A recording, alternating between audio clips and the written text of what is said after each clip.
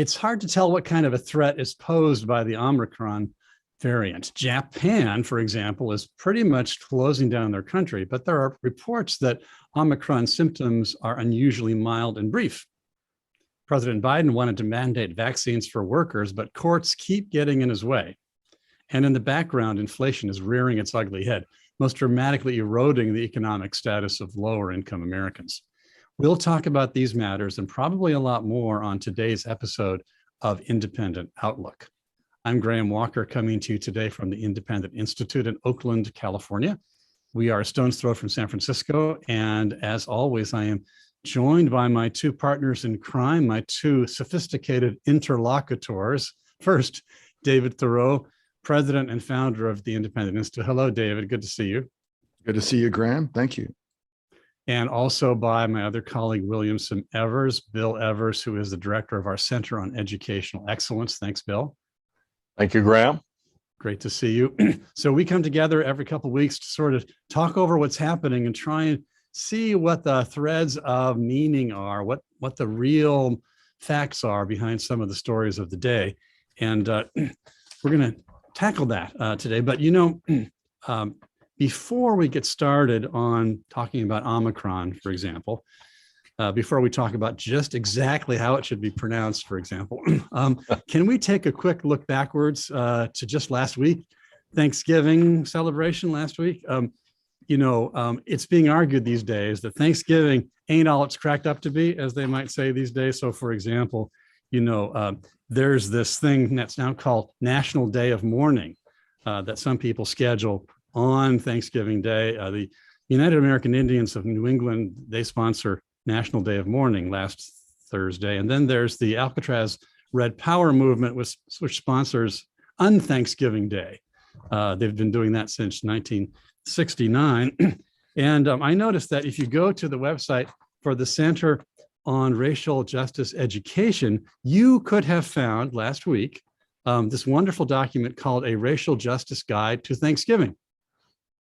So Thanksgiving is being pretty much attacked as not worth the time and effort, or actually a symbol of something evil.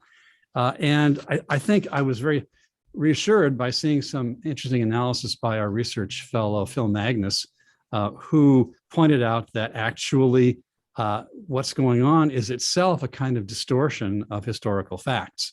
And that what we really need is not some kind of romanticized ideological narrative of one kind or the other, but to give thanks for what's really good and to be honest about what wasn't. So, for example, looking back at the first Thanksgiving, which I think was alleged to be in October of 1621, yes. It's pretty fascinating that what got the Thanksgiving meal going was that the settlers from England, the Pilgrims who had been in Holland temporarily, they couldn't figure out how to survive. And thankfully, the Wampanoag people were willing to help them. And that first harvest time, they got through it. And they had a few other bumps in the road later. But it's interesting that the Wampanoag people actually, they formed a treaty in 1621 with the Pilgrim settlers. And the treaty was with them, but also against others. It was against the Narragansett tribe, led, the Wampanoag people were led by Chief Osmaquin, also known as Massasoit. He made a treaty against the Narragansett. And David, you were telling me earlier why the Wampanoag needed to make a treaty against the Narragansett. The reason is because they were protecting themselves from being warred against and turned into slaves. Right. So slavery goes back very early. That's right. It's not just in Virginia in 1619. It's among the Indians of New England, right? Possibly many decades and hundreds of years before. That's right. All pre-modern people either were enslaved and or were slave owners at some time. People forget that there was actually that kind of political dimension. The Wampanoag were trying to keep themselves from being enslaved, and so they went into league with the Pilgrim settlers. An interesting part of the backstory. And they had peace with the Pilgrims and Puritans for 50 years. Yeah, right. Up until the King Philip's War.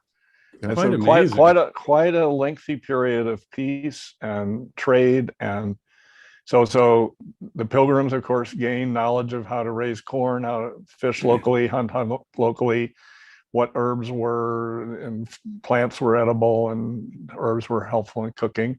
And they also, since they had experience with smallpox in Europe and England, when smallpox hit the Indians, they helped treat the Indians and care for the Indians.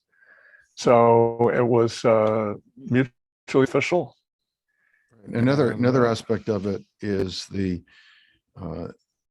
diversity of economic and political systems within the different North American tribes. Very diverse. Some of them had very sophisticated property rights systems. Some had very primitive communal systems, and the livelihoods and the prosperity and the well-being of people largely depended on how secure these property rights were. Right. Mhm. And that was one of the lessons that the Pilgrims had to learn the hard way. When they set up the original settlement, they had a communal farming system, and they almost were wiped out because of it. And it was only within, I think, 3 years when they finally realized that, and it was documented in the records, that they converted into a property rights system. So Also worth noting is the creation of the Mayflower Compact, which was inspired by the ideas that then led to the Constitution and the Declaration of Independence, were influential throughout North America. So especially in the early colonies in Massachusetts. So the significance of Thanksgiving has multiple levels of importance. It's not just they were not starving and they had a peace treaty, but they actually learned economic lessons and civic rule lessons that led to essentially the creation of the United States. So it's fascinating that there were 2 more years of struggle after that first 1621 Thanksgiving before they figured this out. And Yes. Independent Institute, we published a really interesting piece last week on the very subject. I urge you to go to our website, independent.org, to take a look. It quotes William Bradford, Governor William Bradford, who said that the system of communal property ownership was found to breed much confusion and discontent and retard much employment that would have been to their benefit and comfort, he says. And so they switched out and gave people private plots of land and let them farm for themselves. And then they had real success. And so the whole system depended upon a natural law perspective, that you respected the other person's property. You didn't take it. You basically then worked your land, your property, and then you traded and respected the rights of others. So it was a harmonious situation based on this rule of law. So it's interesting. The Pilgrims did not have some sort of communistic ideology that led them to this. They were actually required by their contract with their mercantilist company that was backing them to have this initial communal or in commons ownership, like a field in common back in England. And so, of course, it didn't work out. Another interesting thing is, if you have children or grandchildren, there's a very interesting children's book called The Sign of the Beaver, about how Indians marked off regular hunting grounds to distinguish the area of one tribe from another. Of course, sometimes wars started because they didn't agree whose hunting ground was which. But anyway, it's a very interesting children's book about Indians and proprietorship. well, not to go on too long on the subject, but I think that what I'd like to say in summary is that certainly there have been periods in our history where the accounts of Thanksgiving were kind of romanticized and idealized and whitewashed the losses suffered by Native peoples. But then I would say that the current leftist accounts that are really viciously distorting, they're even more distorted than those. And why not try and just be straightforward and honest? You mentioned to me, for example, Bill, you were somewhere recently where you saw some statues to American history, which are taking a better approach. Right. So I happened to be for Thanksgiving in Franklin, Tennessee, which is just south of Nashville. And it was the site of a famous battle, the Battle of Franklin. During the Civil War, Southern troops came north and tried to recapture Nashville from the Yankees from the north. from the Union, from the United States. So they have statues, Confederate statues there. It's Tennessee. And so some people wanted to pull them down. And so what they did instead is they put up a colored trooper statues. It's an excellent statue, representational art. It shows a Southern black soldier from the Civil War. It explains about black troops during the Civil War at the base. They also have in the town square, they have a thing about a race riot that happened later on after the Civil War in the town. They explain what happened, who the different sides were, what the issues are. So it's a very historically thorough, full story. So rather than tear down the past, it's recounting the past and symbolically illustrating. Exactly. I thought it was really excellent, and it's a good statue. Yeah, good to hear. They call the Confederate statue there Chip because the guy's hat was chipped from the beginning when they first put it up. Anyway, just another. One of the other points to make here is that the various leftist groups that are critiquing the first Thanksgiving and the Pilgrims are advocating the very economic system that creates poverty, creates high child mortality, and so forth. So those Indian tribes that embraced communalism and more were the ones that suffered. So the leftist advocates are pushing communalism or worse, full collectivism, are actually doing a great service to their own people and to people everywhere. Absolutely. Okay, so thanks, friends, for bearing with us for that little look backwards. I just thought it was worth remembering. And another thing worth remembering, I think today is the day, memory of the day, when Rosa Parks made her brave entry to the bus and sat in the front. Quick salute to Rosa Parks for standing up for individual liberty and equality. And the lesson there is the same story, basically, that Rosa Parks was under a legal restriction that forced her to sit in the back of the bus. It was not that the bus company on its own had the restriction. The bus company had to conform to it. Maybe the bus company supported it. But the point is that without the restriction, the Jim Crow laws could not exist and could not segregate people. Right. So Jennifer Roebuck Morse has done some research on this. And if you want to find it, you need to find it under her maiden name, Jennifer Roebuck. And so she wrote about streetcars in the South and the fact that the companies, when they were private companies, wanted to, offer rides on first come, first served basis to everybody. And it was basically the whites that wanted to have a cartelized labor market and carry that cartel into all everyday life that forced the streetcar companies to do that. Right. So one of the lessons, reinforcing David's point. So one of the overall lessons, which is yet to be learned by many people, is that Jim Crow existed and segregation could not have existed without Jim Crow. So if you want to have racial harmony and integration, you eliminate racially based law. And many people in the civil rights establishment believe the opposite. And that's part of what led to the current confusion and problems with critical race theory, which advocates essentially segregation. Right, categorizing by race, by government power. Exactly. So going back, I think you were trying to get to Omicron. Well, now that's the thing. It's funny that they couldn't use Chi, the next Greek letter. Yes. Because Chi is too similar when it can be written out CHI or it can be written out XI. Yes. Well, XI is also a way to transliterate the leader of China, the communist leader of China. President Xi. So the World Health Organization didn't want to name, this is the most sensitive ruler in the world about any perceived slight.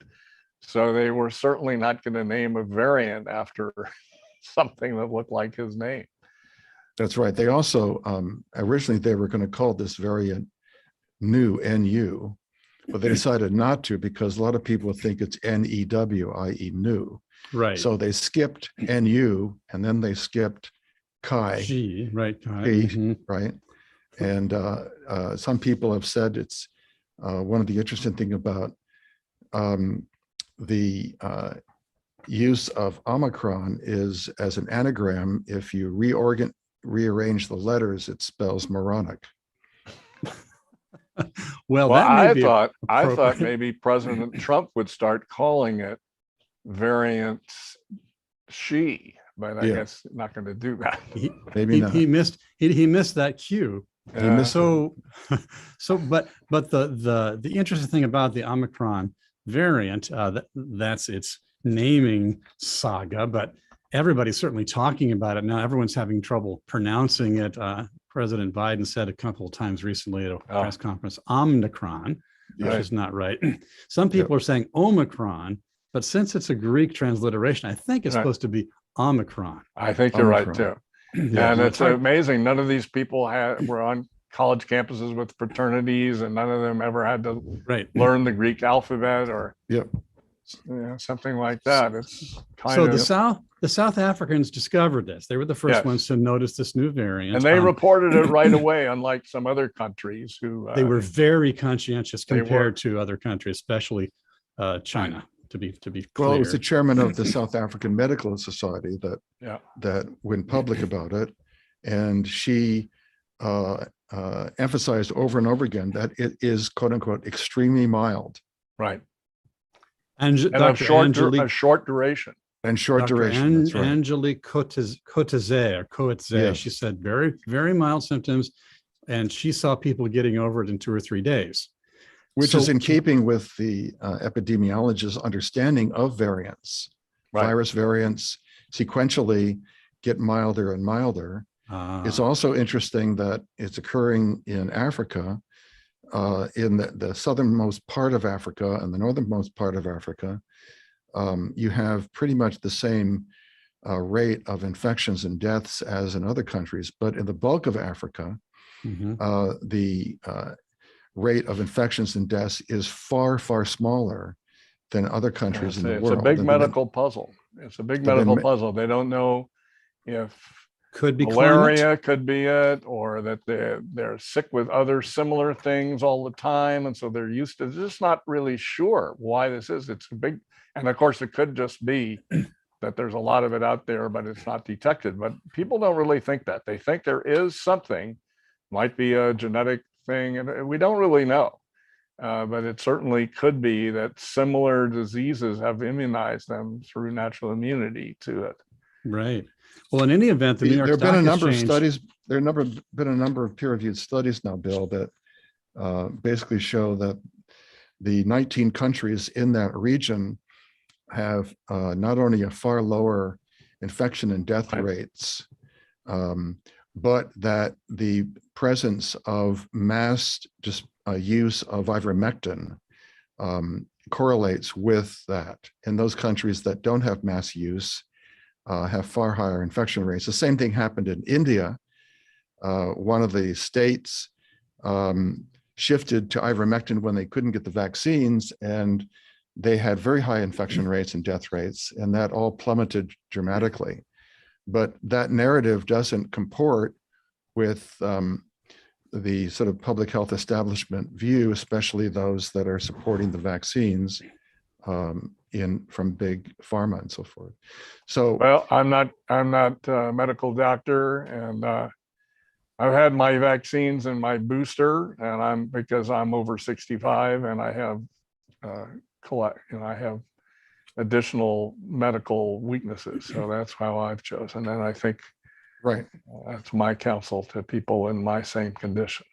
Right. The problem with the CDC and the WHO and others, especially in the United States, is the view that a one-size-fits-all approach, one-size-fits-all vaccine should be used throughout the populace. And that is a grave mistake. There are groups, including the young, children, as well as people really under 60, who are low risk from having serious problems, and that therapeutics can be used more effectively. But even aside from the therapeutics issue, having a one-size-fits-all approach in any field of medicine is always a mistake. The great breakthroughs in medicine in the last 50 years has been to realize that people have individualized health histories and needs. And since this mRNA vaccine is new and not tested like we know with other medications, the problems with heart issues and many others seem to be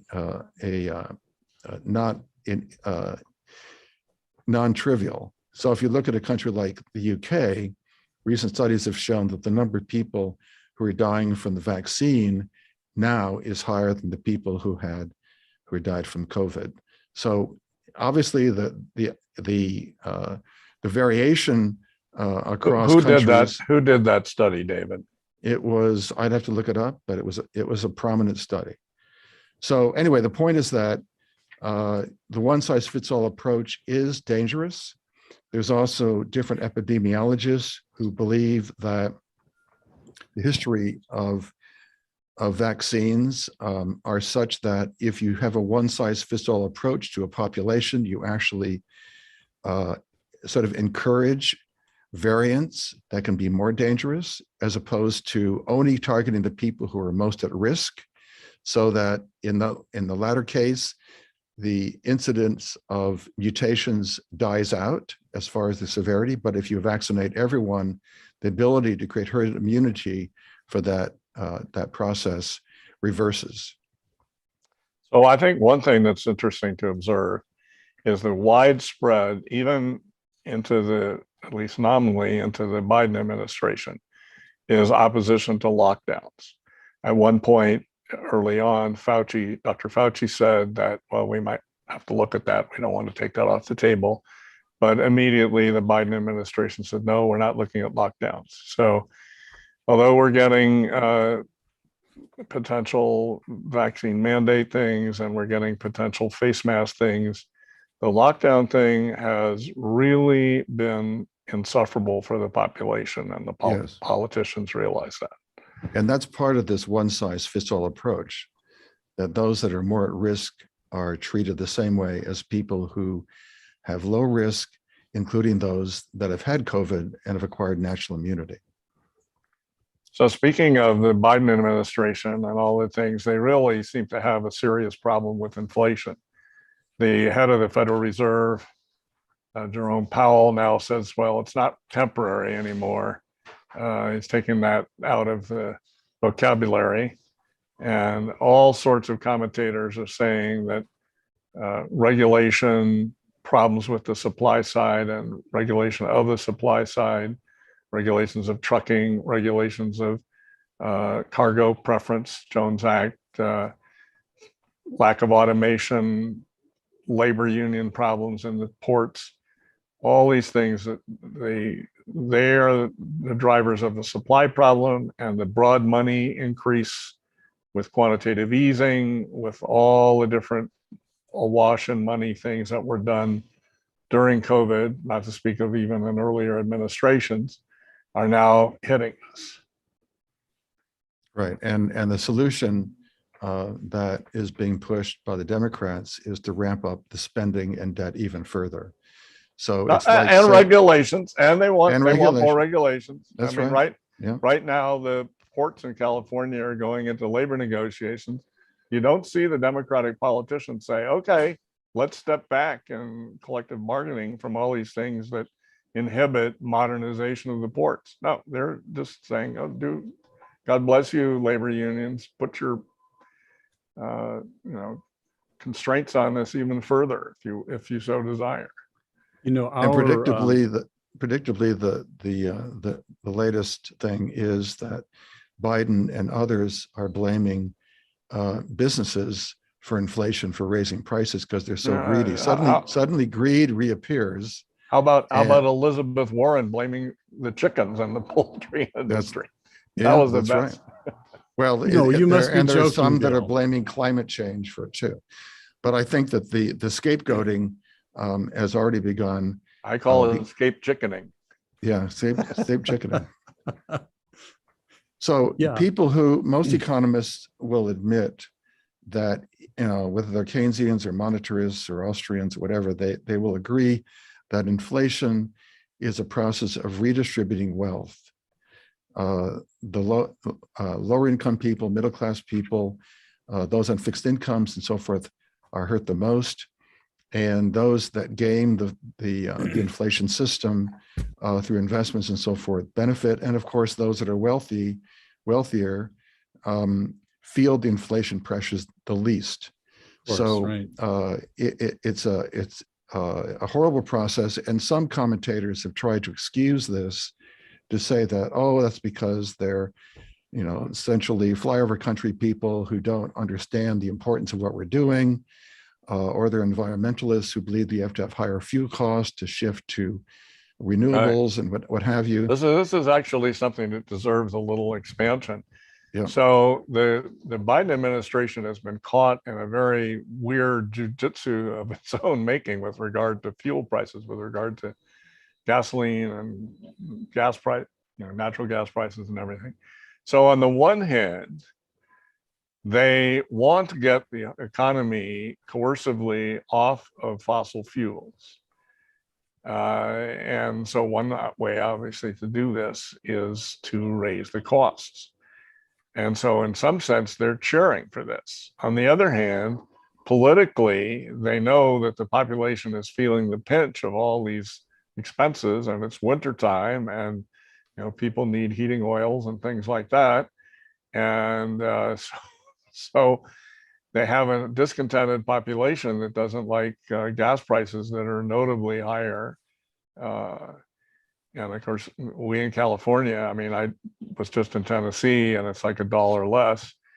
And so, they're caught in a trap partly of their own devising. So instead of opening up the spigots to give us further supply, opening pipelines, allowing for drilling in places that look like they have good potential, that are on federal land or whatever it is, they're trying to block that and saying to not have anything going on domestic territory. They're trying to beg the international oil cartel, OPEC, to loosen its valves on this. So rather than allowing for increased supply from American production sources, they're restricting that. But President Biden chose what he thought might have been a middle way. So instead of allowing production to increase, he decided on just before Thanksgiving to announce this big release from the National Strategic Petroleum He did that, Reserve. which is also supposed to save for wartime or some similar crises. It's not supposed to be an inflation tool. So it makes us even more vulnerable to international pressures while restricting our own supply, and scarcely had any effect on prices. Right. I was looking at this article today. Oh, maybe a few pennies. Right. Yeah, a few pennies. That's right. Yeah, and it dissipates within 2 or 3 days. So another voters are going to hold them responsible eventually for this. And sorry, I just one other thought, Bill. Yeah. Our own research fellow Judy Shelton has made a really interesting argument about this, pointing out that inflation, which is induced by these governmental constrictions and by the debt financing and so forth, inflation is the worst possible regressive tax. Yes. And so progressives position themselves as champions of the poor and the working people, and they're in favor of progressive, not regressive taxes. But inflation is an even more powerful regressive tax than any other kind of regressive tax, because it eats away at the actual value of the paycheck that working people work so hard to earn. And so Judy has had fabulous placement of her articles lately in the Wall Street Journal. And the politicians and bureaucrats in the Democratic Party and on the left have been making fools out of themselves. So there's a Marie Antoinette moment for Pete Buttigieg when he said, let them all buy electric cars, which of course are $55,000 a piece and cost over $600 a year. Reminds me of Belgian endive days. Right. And then there was the suggestion that this is from Jen Psaki. She said that it's just getting your power exercise bicycle a few days late, Yes. And then another spokesperson Oh, for the who's Democratic buying- Party said, Who's is buying just a exercise problem. cycles? this is just a problem for upper class, when everybody knows, as the three of us have just been saying, that the lower classes are the ones that suffer the most, the ones that are on fixed income, Right. the proverbial widows and orphans who are Yes. the biggest victims of inflation. So how do progressives get away with being so vehemently against regressive taxation and being so vehemently in favor of policies that push inflation that is the worst regressive? How do they get away with that politically? I don't get it. They basically get away with it because the public is not very well educated in economics. Yes, that's right. Yeah. And also because of the irony is that progressives were rebelling against different measures. We talked about Jim Crow, for example, which were, it's a bad policy, obviously. There are many other policies that have been implemented on subsidizing industries and creating cartels and so forth. And to progressive credit, they were usually against such measures, but they believed in the same means to achieve their own ends. And so they would essentially implement policies that would create cartels or apologize for cartels. I'm going to have to gently disagree with you. I would say that when one reads Railroads and Regulation by Yes. Gabriel Kolko and The Triumph of Conservatism by the same author, Yeah. he shows that a lot of progressive lawmakers of the progressive era embraced cartelization of the economy as a way of expert management, as a way of technocratic rule, and as also a way to, kind of benefit a regularized state capitalism of some sort, rather than a laissez-faire thing that they found was, chaotic and not in control of them. So I'm Bill, going Bill, that's exactly what I'm saying. sure we're really agreeing with each other. In other words, a progressive would be likely to be against corporate welfare and other measures that is looked at as against equity, against equality, and so on and so forth, rewarding those at the top. And so there is a history of their being critical of such policies, but then they would embrace those very same policies to advance their own agenda, which is exactly what you're talking about. So progressives I'm going to be even more cynical and say there were kind of two branches. There was the equity talk branch that was put up front as a kind of smokescreen, and the actual policy making was making special interest subsidies and so forth. And so the actual distribution of income things, while there was some handing around to different people, it didn't really change the quartiles or anything like that. And meanwhile, the special interests that were politically connected ended up walking off with the loot. Right. And so basically what progressives have done is that instead of embracing the classical liberal critique of centralizing government power, they embrace the ancien regime's view of centralizing power. With modernized lingo. With modernized lingo, that in the name of the people, we're going to centralize power and impose our rules on you. It used to be in the name of the king, but now. Right. So, and the history of this is that it's an apologia for centralized power and interest groups. And so it's not surprising that so many companies, the leadership, whether it's big tech or big pharma or whatever, embrace progressive views. Right. So at one time it was under the famous technocratic minister in France, Colbert, and he was trying to cartelize the economy. And now it's under some sort of MIT PhD economist who's trying to do the same thing for the politicians and bureaucrats. So, yep, that's right. So why don't we turn the page to another topic, although they're all related to one another. Did you see at the announcement just about an hour and a half or 2 hours ago that Stacey Abrams has announced she's going to run again for governor of Georgia? Mm-hmm. And so this, of course, portends a return to the really fiery race-based rhetoric that she used in her campaign the first time. She almost won, but then she didn't. So we're coming back to, with Stacey Abrams, she's probably going to be putting a spotlight on some of these Right. law cases like the Rittenhouse case, the Arbery case, and so forth, Waukesha case with Rittenhouse, I imagine we're going to be hearing more rather than less of that as she ramps up her campaign. What do Yes. you think about that, Bill? I think it's fascinating. You know, she's always said that she actually won the last governor's race in Georgia. Mhm. So all 'Cause these she people said it was that stolen say, from her and rigged. right. So you know, despite various problems around the country, many in the news media, many pundits say, "Well, how dare you raise anything like this?" But McAuliffe, who just lost as governor of Virginia, for decades, even today, claimed that you know, Republicans didn't win in a national election, Republicans didn't win in the Georgia Stacey Abrams election, and so forth.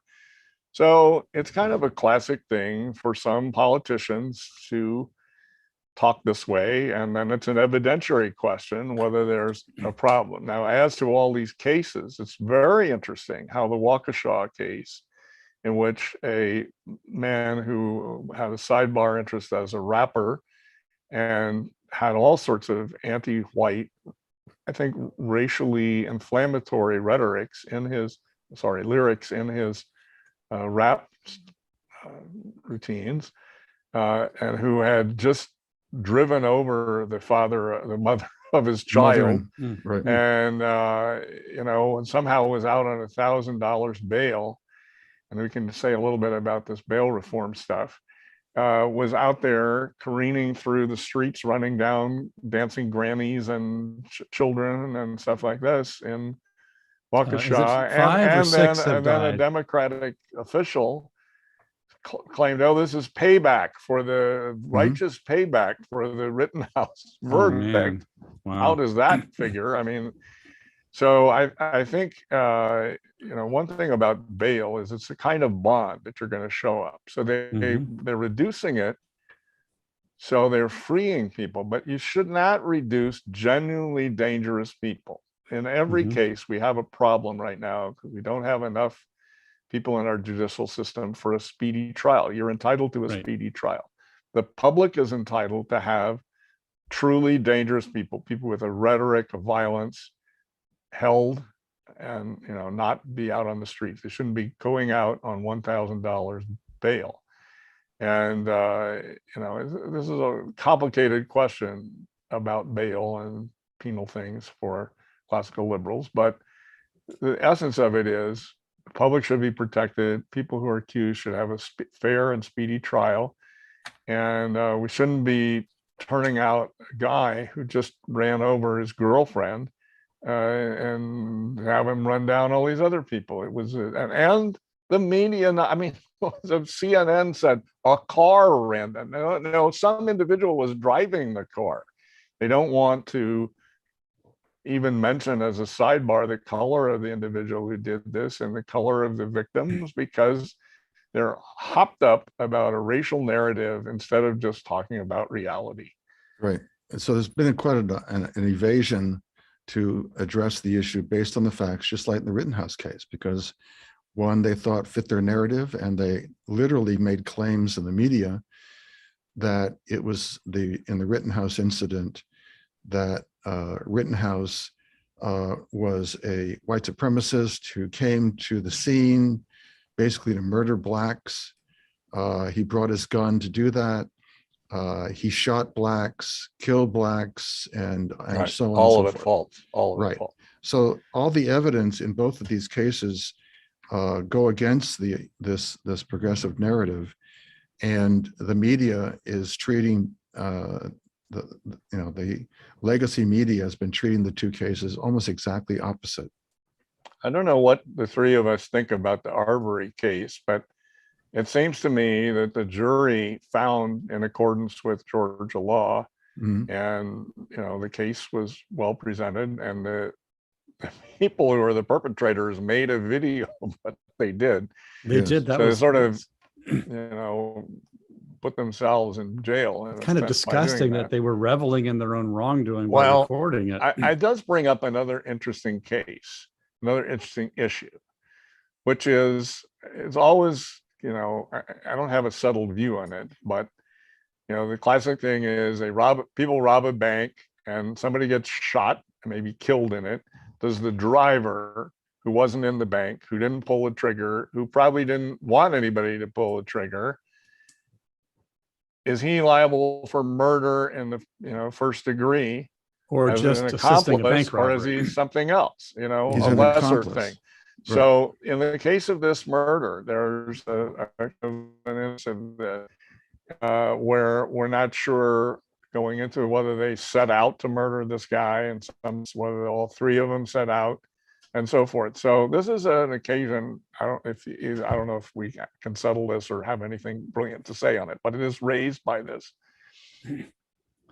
But what I think seemed to that- become clearer during the trial is that while they may or may not have set out in advance with the Right. conscious intent of killing him, they certainly set out to go after him and to Yeah, Yes. pursue yeah, him they did. in They a did. very right. unjustifiable and disturbing Right. way, Yeah. So which would almost I inevitably. think we can have more confidence in the I outcome think so of that too. trial. I'm not dissatisfied with the case, but I'm Right. just raising a kind of more general question that's also bound up with all these criminal justice issues that are before us these days.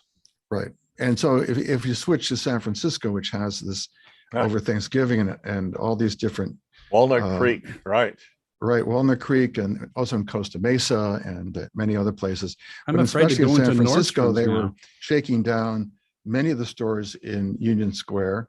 And it's no coincidence that the district attorney is an apologist essentially for not prosecuting people who are shoplifting. But I thought now Um, he's gonna. Well, there's a recall election for him. Aha. And the mayor has come out forcefully against everything, but Right. we also have the problem of the The current. mayor is more of a centrist Democrat, Right, exactly. but But we also have, Bodine comes from a famous radical family, Weatherman family. So that's right.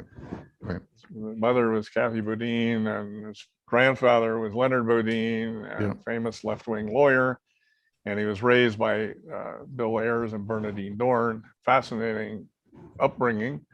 Yeah. But there's other of them around the country without such illustrious heritage. And there's a lot of pushback. And I read a fascinating article in the National Review about how much of this is organized crime. Yes. So it's not just sort of snatch and grab for No, it's not. individual gratification. There's huge, multi-million dollar fencing operations involved in international black Yep. market trade, black market in the most evil sense of black market.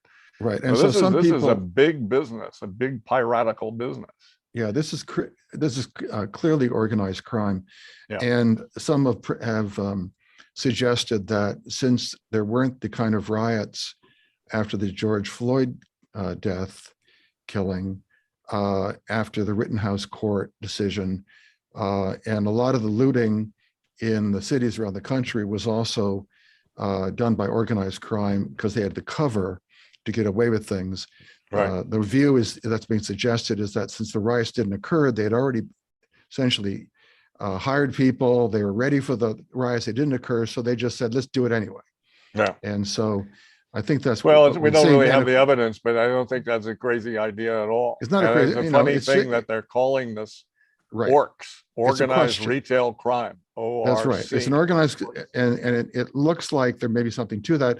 It's also important to know that in California with Proposition 47, I believe, that essentially reduced shoplifting to a misdemeanor. Right. And so people will loot and break into stores and so on and so forth without any consequence. And then some of the media will defend this as reparations for racial injustice and so forth. So it's a confusion. For hopefully the mayor of San Francisco will implement some policies which are a little more effective. But I think this Prop 47, which was sold to the California populace as being a safety and anti-crime measure, actually has done the opposite. Right. So I do want to give a negative thought on the mayor of San Francisco.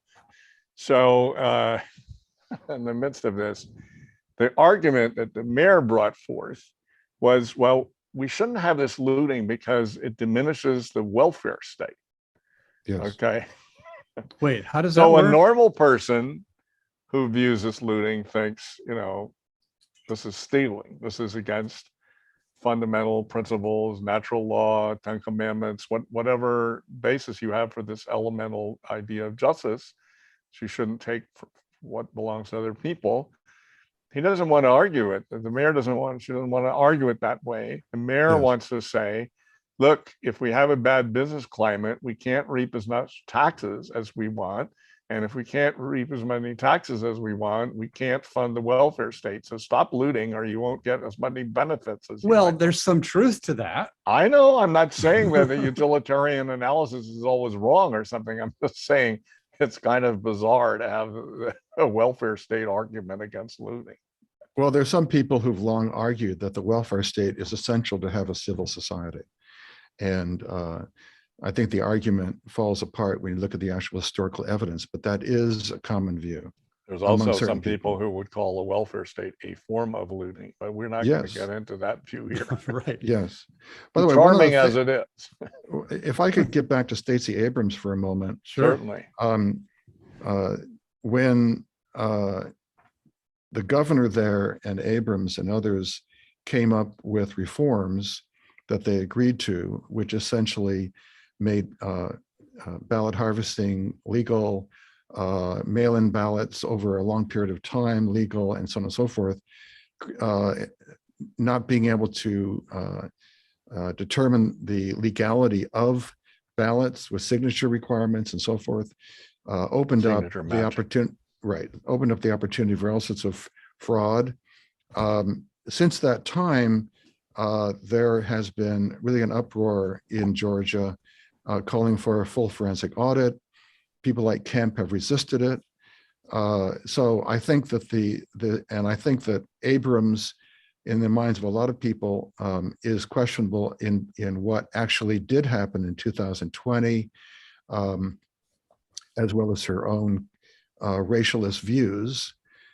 So I think it's going to be a different situation in this upcoming election, including the fact that those that are trying to seek the Republican nomination are people who believe Kemp has been a big problem. So it's going to be an interesting dynamic to see play out, to say the least. Well, I think ballot integrity could have been better in Georgia. I don't know if that would have changed the state results. I do think another fascinating candidate is Dr. Oz in I'll say. Pennsylvania. Mhm. Yes. And he had a very anti-big government, small government, individual rights, constitution, economic prosperity platform. As far as I saw him enunciating on television, he was on the Hannity show, interviewed and asked direct questions about what his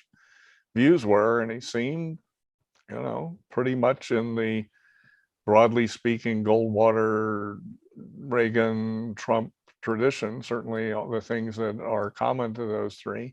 But he has a And, way higher approval rating than He Barry has a Goldwater had. tremendous name identification. Unbelievable. Now, I'm not saying you should rely on every medical piece of advice he gives you, but I Yes. am saying but he was seems on like a Oprah. very attractive candidate. He was on Oprah, Bill. So if a doctor was on Oprah, I mean, got to be a good doctor, right? All right, I'm not going to say that. Yeah, but it is amazing. I mean, the Democrats in Pennsylvania must be very alarmed because he represents policy-wise everything that they oppose, and yet people don't see him as some kind of weird right-winger because Yeah. he isn't a weird right-winger. No, he's That's a right. pretty he seems like a very humane guy. Yeah. Right. And I think that Mhm. that one, of course, the news media, the hostile news media, will immediately start saying he's some sort of rebarbative creature. Anyway, This is a very significant political development because this was the seat that the Democrats, in my view, had the biggest chance of picking up in the Senate yeah, with the retirement of Pat Toomey. yeah. And now if Mehmet Oz is going to be the Republican candidate, he will tower over not only other Republicans, but also over almost any It's other very Democrat. hard to conceive of a Democrat that could beat him. Very Right, hard. and- Unless he makes some mistake in the campaign. Yeah, which he makes it- could. But here's a man who's been on television for a zillion years, so he's very used to the milieu of being in public and answering questions. It's not, and he's not somebody. He doesn't. So Larry Elder was, in a sense, because he was a talk show host and because he reveled in disputing difficult issues. He was on the record on many difficult issues, and he said clever, intelligent, often quite correct things on difficult issues, but that meant that he had, a record that could be used against him. Whereas Oz can say politically, he's Right. essentially a blank slate. He can say it or put it or formulate it how he likes, and yet he still has the tremendous reservoir of public friendliness. Goodwill, that's right. Yeah, exactly. Well, I Goodwill. also think that what we're seeing, and this goes back to my point about the Georgia election, gubernatorial election, is that the political landscape is shifting, where among different ethnic groups, Hispanics, Blacks, and others, where the elite is no longer trusted and relied upon. And so the midterm elections will, in my opinion, be a continuation of what happened just a month ago in Virginia and Texas and other places. So I think the Democrats are petrified that they've got to either backtrack from what they've been pushing, or they're going to be really, it's going to be a huge wave that's going to wash over. So you don't think Mhm. Beto O'Rourke is going to seize Texas, huh? It's really kind of embarrassing that he'd be I know. that naive. I know. And so Well, clearly it's interesting. people who these- have big money have been pushing him to do it. These southern parts of Texas, the Latinos there are turning increasingly Republican. In the last Yep. few weeks, there's a huge, long article in the New York Times about the shift toward Republicans and conservatism among Yep. Latinos, among Hispanics, young. I mean, they made it sound. It's not the only one single article, but the New York Times is sort of sounding as if they're resigned to Latinos turning Republican, and then there's nothing the Democrats can do about it. I Yeah, mean, and we're also it's seeing that- almost a fatalistic. Yes, and I think we're also seeing that in California and other places. It's no longer just Cuban Americans. Right. It's Hispanics across the board. And Well, I I'm ready think- to bring the Puerto Ricans aboard. I'm not sure that's happened yet. Well, we'll see. Yeah. I mean, I think it'll be, in retrospect, I predict it will have proven to be decisive when Matthew McConaughey decided not to run for Texas governor as Yes. a Democrat, That and was Mehmet it. Oz decided to run for senator from Pennsylvania as a Republican. Those two things really will amplify Yes. what is already a trend in the other political direction in this next year's election, I predict. Yeah. And I think So that, what do you guys think about the Smollett lynching hoax trial? Mhm. Looks like Any- kind of a circus to me. I mean, he Yeah. seems so implausible, his claims. Well, he's claiming that it happened the way he told it. And I mean, the funny thing is that Dave Chappelle had the most brilliant satirical comment on it. He's saying, oh, and the white supremacist MAGA hat wearing people turned out to be, Nigerians. What hysterical yes. Right. twist to it. And of Yes. course, they now have video of them rehearsing it on the site the day No. before. Yes. Really? Yes. Today's Wow. New York Post has that. So it's just phenomenal. First of all the liberal pundits and politicians who were, saying, oh, Jesse Smollett, what a terrible, terrible thing happened to him was, Right. they have even more egg on their face. A few of them acknowledged. I give Kamala Harris credit that she said, you harmed a lot of people. If something really bad does happen to them, Yeah. you crying wolf like this makes Exactly. it much harder for a genuine case of Right. racial crime being brought, because so people can who believe really- with all these hoaxes, whether it's Tawana Brawley or others, it means that a genuine crime is less believable. That's right. Yeah. But It it also- also brings us back to the point that the purpose of trials and the purpose of criminal investigation is to make evident the truth, to get at the truth. And it Yes. looks like the police have done their job here. And it turns out that in the Rittenhouse incident, there's quite a bit of video footage of blacks with guns defending property and other people from the rioters, quite Good. extensive. And all of that was Good. ignored and covered up in the trial.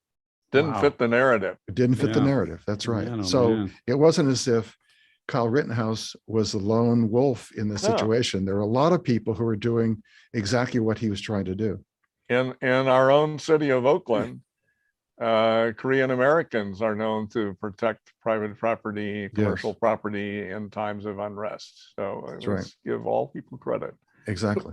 We're going to wind down in a couple minutes here, but I just want to kind of end with one set of thoughts and let you guys react to this a little bit. But we were talking almost jokingly, or at least wryly earlier, about how the public health authorities decided to name the Omicron variant the way they did, skipping over the Greek letter that would have looked like Xi, lest they offend President Xi and Chinese Communist Party power and so forth. So this kind of thing is happening all over the place. I read how on November 16th, it was reported that the Biden White House was planning to announce that the US officials and President Biden would not attend the Beijing Winter Olympic Games. Mhm. And so then, I thought, okay, that sounds like, some bravery there, because standing up against obviously some pressure. But then 2 days later, President Biden announced that, well, it's just something we're considering. So he kind of Yes. walked it back. Yeah. And then he hemmed and hawed for another week or so. And then in the meanwhile, the Chinese government announced that they're not inviting any world leaders to attend. Mhm. And so now, even if President Biden announces a diplomatic boycott, he'll only be boycotting an event that he was not invited to attend. This was pointed Exactly. out at the National Review today, which is pretty striking.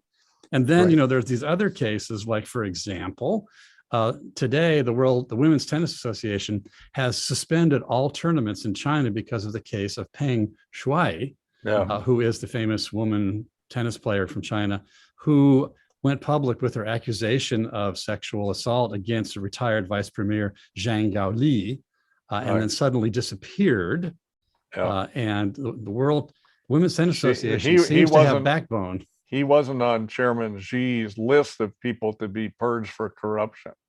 Apparently So not, no. one of the great strategies in communist parties, Stalin used this, by the way, to get at his critics and foes, is to set up an anti-corruption purge or a secretariat for internal party integrity or something. And then you move Mhm. out, demote, send to the gulag, whatever it is, your people that aren't your friends. So apparently this accused deputy prime minister wasn't on Xi's list to be purged, and to have him accused of sexual assault didn't fit the program. So they Right, it decided to didn't. silence her there. Yeah, so speaking she's disappeared, and there's been a video surfaced of her, which Yeah. allegedly shows her okay, Uh, but it's very it's- unclear. And yeah, I don't it's like- understand why the It's like public health happy videos of Korean War POWs or Precisely, something. yeah. So I don't- think I don't, speaking of sexual assault, it looks like Chris Cuomo has kind of gotten his just reward here. oh man, Yes. yeah, Fredo. Right. man, oh man. Well, it's a undetermined absence, Right. unlimited absence. But what was found about his trying to go after the women who were making accusations against his brother, Right. and using his position, access to information, Right. is pretty pathetic. And I'm sure it irritates some of his colleagues and some of the corporate executives Yeah. in his company. They don't really like people doing that. And of course, he also helped cover up his brother's decrees that sent infected people back into nursing houses. Yes. He certainly doesn't. We don't want to downplay that in pointing out No. the Me Too problems that he had. Exactly. That's right. definitely. Well, Well, I just also, want I to, think that, I mean, he claims that he is this independent, objective journalist. I mean, at Fox, the evening shows are opinion shows, and the news shows are earlier. But at CNN, they claim that the evening shows are news and journalism. And Fredo is one of those people who makes that claim. So I think it's even worse as being a hypocrite. I hope all our viewers got those Godfather references. Thank you. okay, so wow, there's always a lot to talk about. I might not have like 10 more things I'd love to ask you guys, but out of courtesy to our friends and participants far and near, we're going to have to draw it to a close. I'm going to give you each chance for your last shot in a moment, but let me just point out that we do really make a point here at the Independent Institute of assembling analysis and research and some opinions, but founded on some research that can make sense of a lot of these complicated issues of the day. I invite our friends to go to our website, independent.org, and see for yourself. We've got some serious resources for you there that you won't find elsewhere. Before signing off then, any final thought from you, Bill Evers? Well, I'm disappointed that India's prime minister rolled back pro-market reforms in the Yes. farming sector, and I'm Mhm. hopeful that Chile's election results, where a somewhat libertarian candidate came in third, might mean that a left-wing socialist doesn't come to the presidency of Chile when they have their next round of voting. That's right. That'd be Exactly. a good thing. Any Yes. final word from you, David Thoreau? Well, of course, this climate issue continues on, and the measures in the current gigantic bills the Democrats are pushing are disturbing, to say the least. Hopefully the Republicans will get their act together and stop this current bill. But we will see. Their track record has not been a good one. Speaking of which, if you want more background, in-depth knowledge on the subject of climate, highly recommend our own book, Hot Talk Cold Science, 3rd edition, recently published. It is a non-hysterical, non-paranoid, science-based review, which argues against climate alarmism. So again, you'll find Hot Talk Cold Science on Amazon, on our own website, independent.org. And thank you, David. Thank you, Bill, for talking with us today and with all of our friends. We invite everybody to come and join us in 14 days, 2 weeks from now, where we bring you another episode of Independent Outlook. Thanks a lot, everybody. Bye-bye. Thank you.